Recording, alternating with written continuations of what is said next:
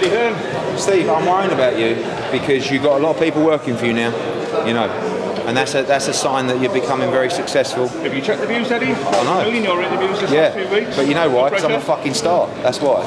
So, you know. Bit of a huddle, so can I just put 3 random questions? You don't want a huddle. In fact, I can tell you're not happy with the huddle because you now think you're big time. You want your own time with Boxing UK. So I'm prepared to give me some questions, Boxing UK, because I'm changing your channel. You're a star, Eddie. Right, we'll start with the obvious one. You and Frank Warren have had a few spats. I don't talk to Frank Warren anymore because Frank Smith is now taken over. Frank Smith, there's a lot of beef going on at the moment between Frank Warren and Frank Smith, right? Frank Warren said, I saw Eddie Hearn sparring that little fat kid, referring to Frank Smith. Frank Smith, if you watched the interview yesterday, he absolutely owned Frank Warren real bad. Don't know if it was you or someone else. So, really, obviously I'm a level above both of those guys now, but Frank Warren and Frank Smith, they've got the same kind of profile globally, so I think these two should potentially spar for charity or something.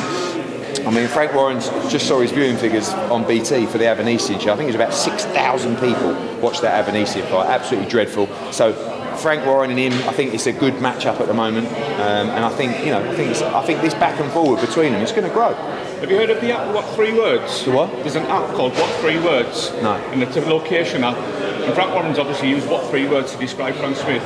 Did it? What 3 words would you use to describe Frank Warren then?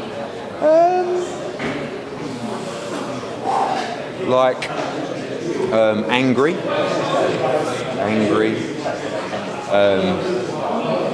agitated, and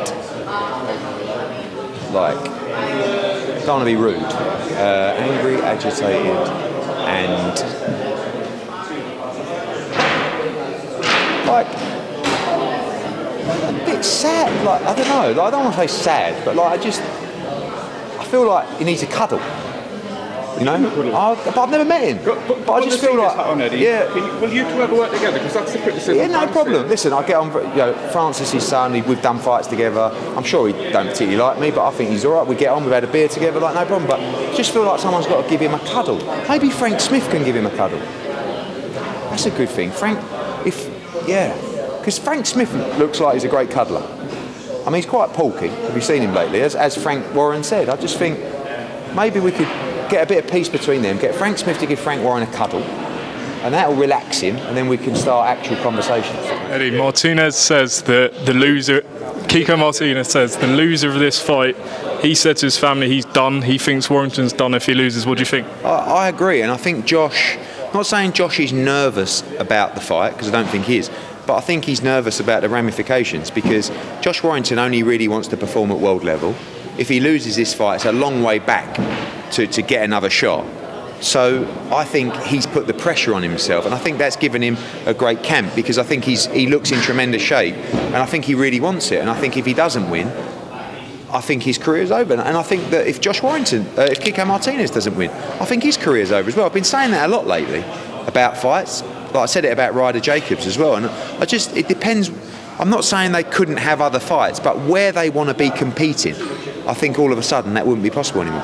If Josh wins, there's a massive fight against Lee Wood that people think is going to happen. Is there going to be a difficulty deciding where that goes if he wins? City Ground or Ellen Road? I mean, I've promised Lee Wood a fight at the City Ground next, and he deserves it. You know, Josh can fill up Ellen Road. Josh can also take 25,000 to Nottingham for that fight as well. So look, I think Josh always wanted a big American fight and a big unification fight. Now, if he wins on Saturday, that becomes a reality as well. But this young man called Lee Wood, who's just ripped up the script, is now in the mix. So I think when you look at Josh's potential through victory, you look at the Lee Wood fight, you look at the Navarrete unification, you look at the Leo Santa Cruz unification as well. He's just got to win on Saturday, and if he does, all of those fights come back into the mix. I'll just ask you about Anthony Joshua. Mike Coppinger reporting last night that Usyk's crossed the border into Poland to start training camp. Is that correct? I don't know. I do know that the fight is now planned to take place in June, as we originally hoped. I had confirmation from Alex Krasuk that they'll be starting training camp soon, which is great news for us, great news for the division, great news for Anthony Joshua. I'll be having further conversations tonight and this weekend. We'll nail down the date, but June will be the date for Usyk against AJ. Eddie, there's a lot on the line for both guys on Saturday night. Off the back of the controversy over Cattrall Taylor, what are your thoughts in general terms about the integrity of the sport and the depth within the British Boxing Board of control for the judges and referees? Because everyone at home is a ringside scorer, but what are your thoughts? My thoughts are it's not really the British Boxing Board of Control, it's boxing in general that throws up bad scorecards. I do shows around the world every week. I see bad scorecards every week. It's nothing controversial in terms of corruption or anything like that. It's just every now and again a judge underperforms. And when you underperform in any position, you have to be held accountable. We've seen that in some respect for the Ian John Lewis decision to be downgraded, if you like. But scoring's subjective. And the one thing that annoys me more than anything is the disparity between some scorecards, right? And what I mean by that is one judge can have it 118, 112 to a fighter, and another judge can have it 118, 112 the other way. How is that possible? Taylor Cattrall was quite a close fight, right? Cattrall won the fight, in my opinion. But you're talking about 2 rounds, 3 rounds, 4 maybe, but how can you get a situation where one person wins the fight by 8 rounds and someone else has the other person winning the fight by 8 rounds? And sometimes people that have been involved in the sport for a long, long time build up sort of subconscious opinions about fighters, about people, about venues, about cities. So you as a judge, you might like a specific type of fighter. You might like someone that is slick and fights off the back foot, or you might like someone that's really aggressive and likes to come forward and bring the action. Do you understand? So really, you want a blank canvas every time. And the problem with people being in the sport for such a long time is they've built up over the years those opinions that not knowingly may affect the way that they score a fight, if that makes sense. And all of a sudden the noise and the atmosphere and someone's thrown a punch, it hasn't quite landed, but the place is erupted, So I have no doubt that there is absolutely zero chance of anything untoward taking place.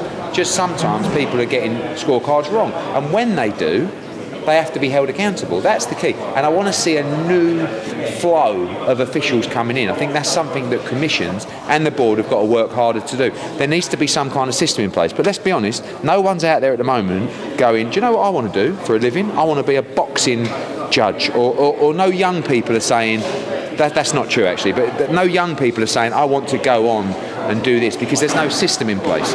At the moment, it's a little bit, in commissions, it's a little bit of a, they won't like me saying this, but it's a little bit of an old boys club, because it always is in governing bodies and commissions, and you have to stop that from taking place. People need to move on, people need to step down, people need to step aside, new talent has to come in.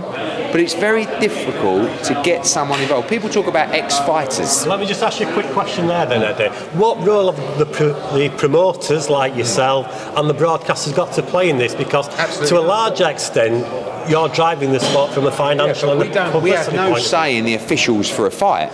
Now, what could we do? We could turn around and we say, if you don't change, we're not going to use you as a commission. We don't want to do that. The British Boxing Board of Control are an outstanding commission. In my opinion, the best in the world, with some outstanding referees and some outstanding judges. But all I'm saying is where's the new wave of talent coming, or talent or judging, people with that ability? Because people talk about ex-fighters doing it, but ex-fighters have got their favourites. You imagine, I don't know, Tony Bellew, right, becoming a judge and scoring on a Matchroom card, right? Of course, we've got a great relationship. It's very difficult for an ex-fighter to do it. So who are coming in? Even if you done it, right? You turn around, you went, I want to be a boxing judge. You may have interviewed a promoter and thought he was a complete arsehole. Might have been me. So all of a sudden, he's with him. It's like these subconscious opinions that can sometimes affect, and it's not corruption. There's a lot that goes into it, but we've got to stay on top of it because it will drive people away from the sport. Luckily, we had Wood Conlon 2 weeks ago that kind of made everyone realise how great this sport is after a bad week in Scotland. So that's my opinion. So do we just have to accept then that it's an imperfect sport? We never accept. We accept that scoring is subjective, but we accept that we always have to keep evolving and improving and finding a way to make sure that fighters get a fair crack of the whip and fighters get justice. Because right then, with a round to go, I started looking at it and thinking, Jesus Christ, Jack Catterall is about to become undisputed world champion. I can't believe it. And he was that moment was taken away from him. And what sort of moments can we expect on Saturday night? Drama, pain, war, all of them. I had a long call last night with Bill and Devin Haney. We've had an offer from DAZN. We need to make sure that everything is right within that offer and the deal. We're ready to go. We're ready to take that fight.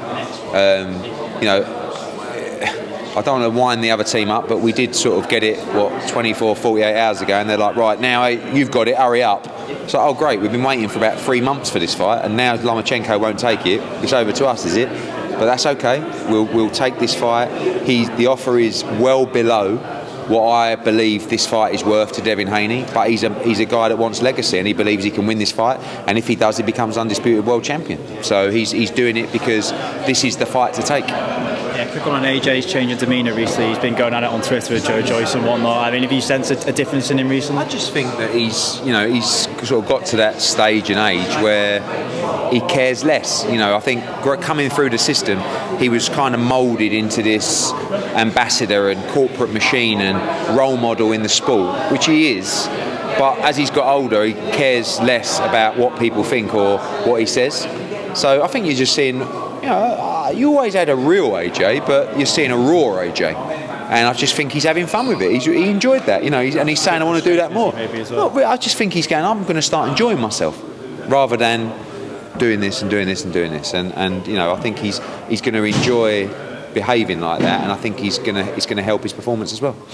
Eddie, we know that sometimes the dream fights just don't get made for whatever reason, but Frank Smith versus Frank Warren. Great fight. What we're talking, pay-per-view or Friday night on York Bethel? Yeah, I think it's a great fight. I mean, look, there's a lot of beef between those Franks at the moment.